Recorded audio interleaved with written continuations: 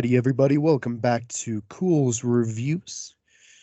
Today we're going to talk about a classic in the dino media sphere in When Dinosaurs Roamed America. Came out around the same time as BBC's Walking with Dinosaurs. Definitely not the same budget, but still pretty nostalgic for a lot of people, and takes a look mainly at the United States and the prehistoric fauna that used to live there. Of course, how well does it hold up 20 plus years later? We'll talk a little bit about that. As usual, my name is Keegan. Joining me today is Matt. Sam. All right, so I obviously have watched this as a kid. It was a big one, like I said, with Walking with Dinosaurs. Sam, did you watch this at all as a kid? No, this is definitely my first time watching it. Matt, what about you? First time as well. I think, like I said, just our slight age difference. This wouldn't have been one that I would have watched.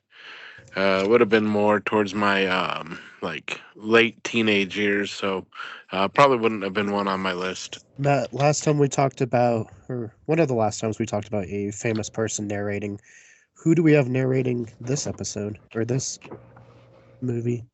Did we totally have Sully from Monsters Incorporated narrating this one, dude? No, but otherwise known as AKA John Goodman. It was a voice. As soon as I heard it, I'm like, I know that voice.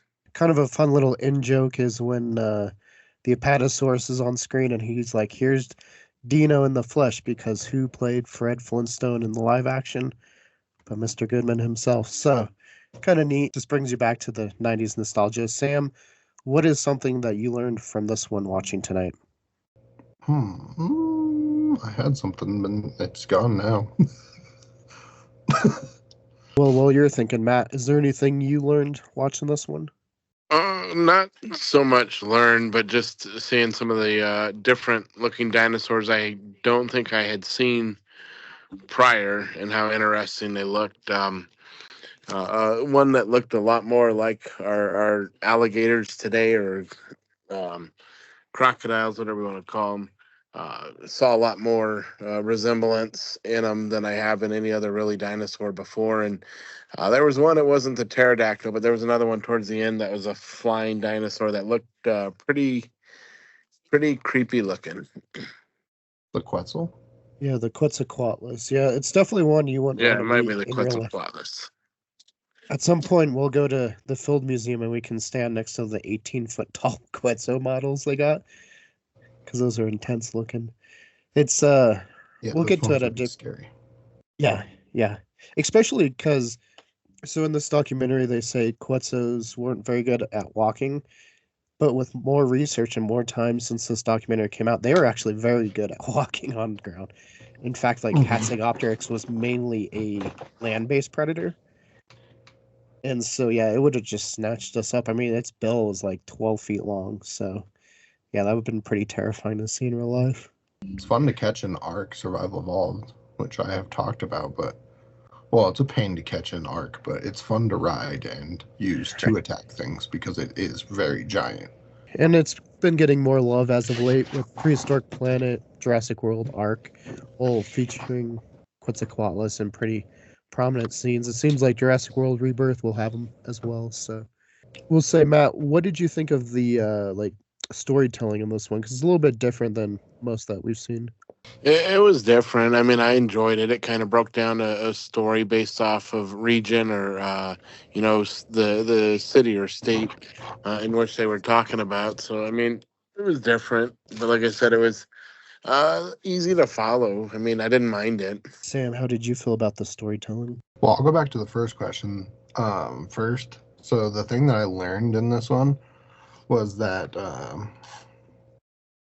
younger T-Rexes were more agile and had like a different structure than adult T-Rexes, which I didn't really know that before. I mean, it makes complete sense, but I didn't really know that. As far as the storytelling, I thought it was really well done. It was nice. It went back to paleontologists like kind of talking about it, but then also like showing what we know they look like of the time as like accurate as we know them before things shift and update as they always do, or pancake like Dunkleosis. Hey, Megalodon got undunkleosteus. They actually made it longer, so. Yeah. But For how Dunkleosteus long? looks like a For goldfish how now. long? It's so funny. Right? I will say, too, watching this, there was quite a bit of different skeletons they would show. As Sam was saying, they jump back and forth. The Apatosaurus was the one from the American Museum in New York. What they called the Natatitan at the time, which is in Monosaurus and Nectons today, is our Denver Museum in Monosaurus. So it's one that we are all well aware of. We've seen plenty of times. Always cool to see that one. I'm trying to think of some of the other ones. Matt, is there any locations in here that you might be aware of, at least in modern times? I think there was one. Was it in Montrose? I don't know if I remember the name right, but it was towards the end, right before they went to Albuquerque. Oh, the Utah one? Yeah, that might be the one. Yeah. Yeah, it's right on like the border of Utah and Colorado. We'll have to try to get to there at some point. It's a big, just dinosaur slab of fossils. It's pretty cool. Yeah, no, always, man. So many locations maybe give you PTSD when you watch this? I wouldn't say PTSD. When the fire happened, it was around like in New Mexico. Mm-hmm. They were talking about how smart the raptors were, but they just sat there and burned to death, which I don't Right. know how I feel about that. Yeah, But, I thought that was funny too. They're just like, they're so smart, and then they just are like eating until they legit just burn. Yeah. Well, could it be similar to they always say, like, if you were to slowly bring a lobster to boil, it wouldn't, like, leave its territory. It would slowly let itself boil to death versus, instant trying to get out. Or I forget what animal it was, but somebody said that, it was kind of interesting to feel like, oh, the animal, although it would feel it's burning, would just chill and let itself boil to death eventually.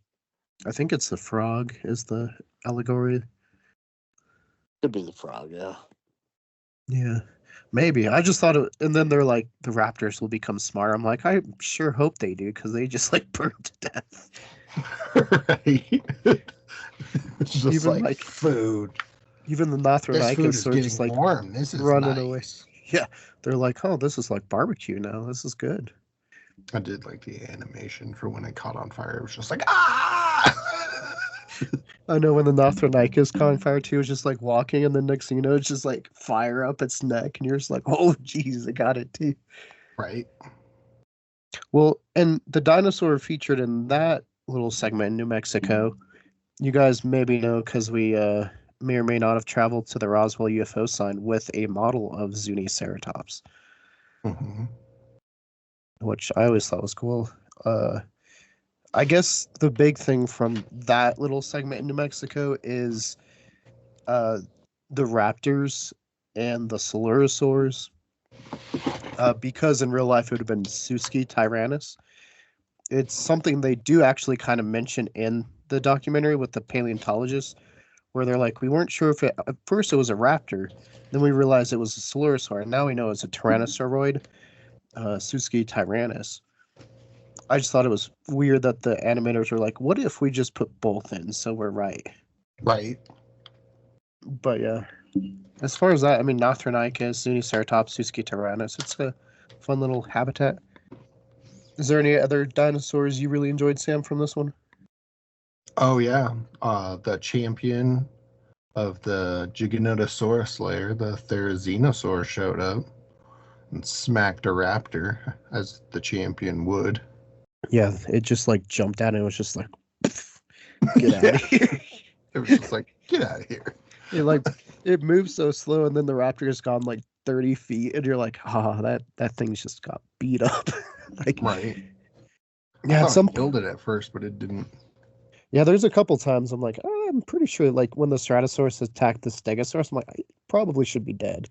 Because they got like spikes right to the chest. I'm like, probably should be dead at that point. Yeah. Yeah, at some point we'll have to make it to the Arizona Museum, because unfortunately, even though these are New Mexican dinosaurs, I think that's where all these specimens are housed. as far as like Nothronicus and Zuniceratops and Suski So we'll get there at some point. We do like our traveling. Matt, any dinosaurs that really stood out to you? Hell yeah, man. T-Rex in the house. But How no, and did then I know? right? Come on. Gotta go with Rexy, baby. And then Yeah. I'm a sucker for the old dinosaurs, Triceratops, T-Rex, the Brontosaurus. I know it's got different names, but I've always, as a kid, called it the Brontosaurus. Long neck, aka Littlefoot. Well, see, that's something we can talk about because 20 plus years have gone on since this documentary. So yeah, at one point, obviously the Bone Wars, they were naming dinosaurs left to right. And so at one point they synonymized Brontosaurus and Apatosaurus. Well, a 2015 study re-examined the bones and said, no, actually Brontosaurus, though very closely related to Apatosaurus, is a different genus. So Brontosaurus is valid again. So you were right, Matt. Brontosaurus is real. Yeah. Yeah, there's some stuff like that. I mean, for being 20 plus years on, it's not too bad. At points though, like the Raptors hold their hands in the Jurassic Park pose, which we know they only did that in Jurassic Park because they had human actors and humans, just for comfort. Coelophysis and stuff like that probably maybe would have had feathers. I'm trying to think. The whole like Pennsylvania one was kind of odd.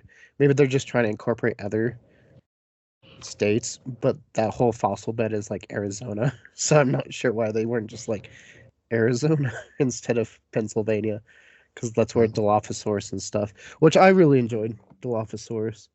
I tried to find a good picture, but I don't know if it just the quality I picked wasn't very good. But it's probably the best rendered in the series.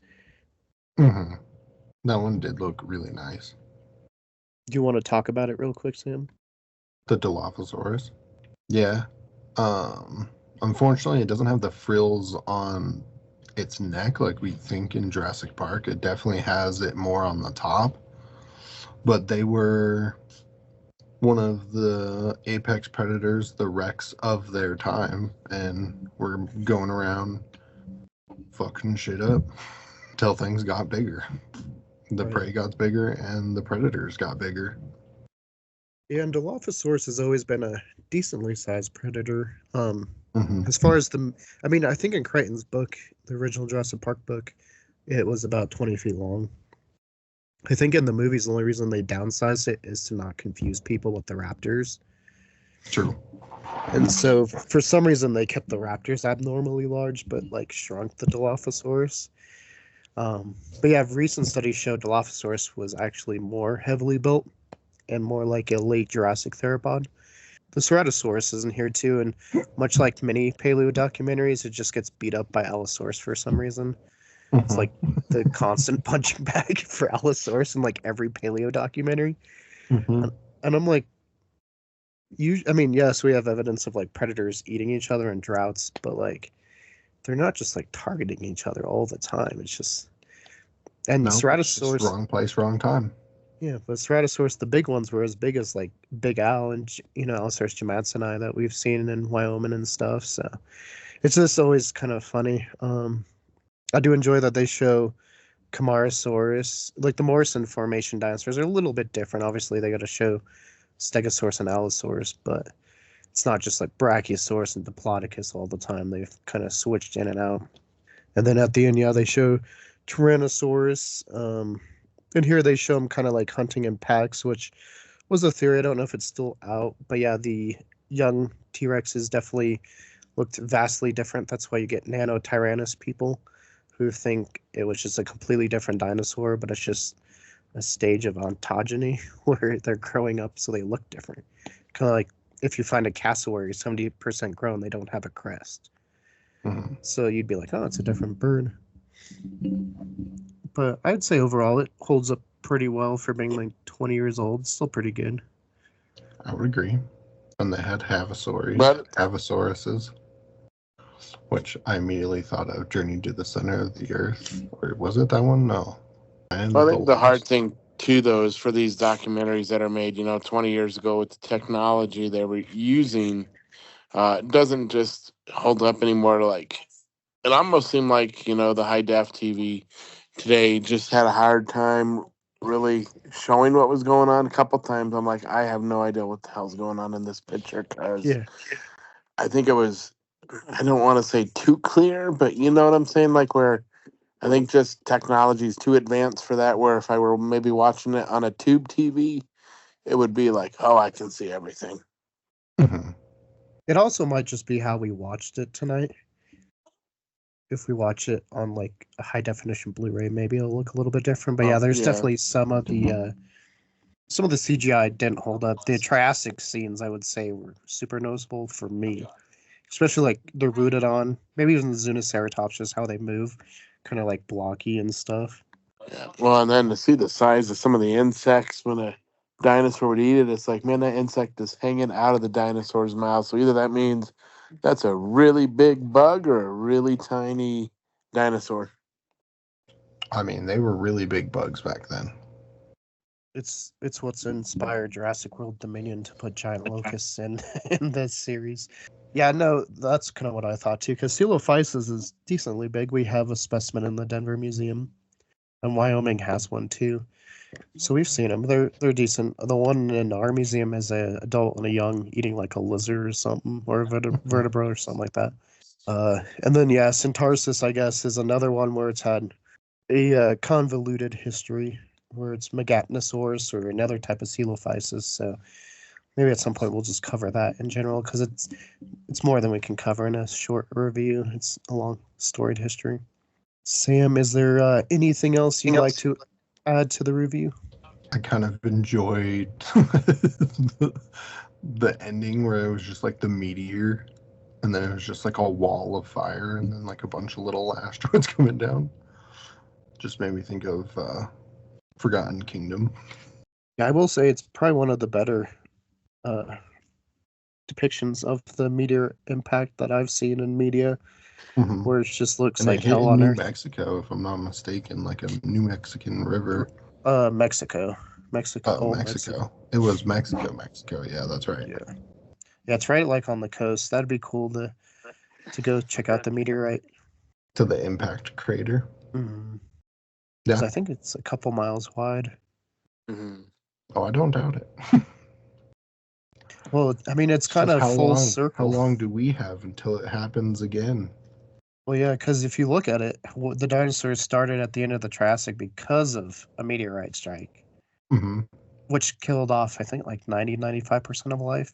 So it was even worse than the dinosaur one. And then, that's when I think 66 million years ago is when the dinosaurs died out. With better studies, we've been able to get the dating a little bit better. And that's just part of science. That's why it's kind of fun to look back on these old documentaries.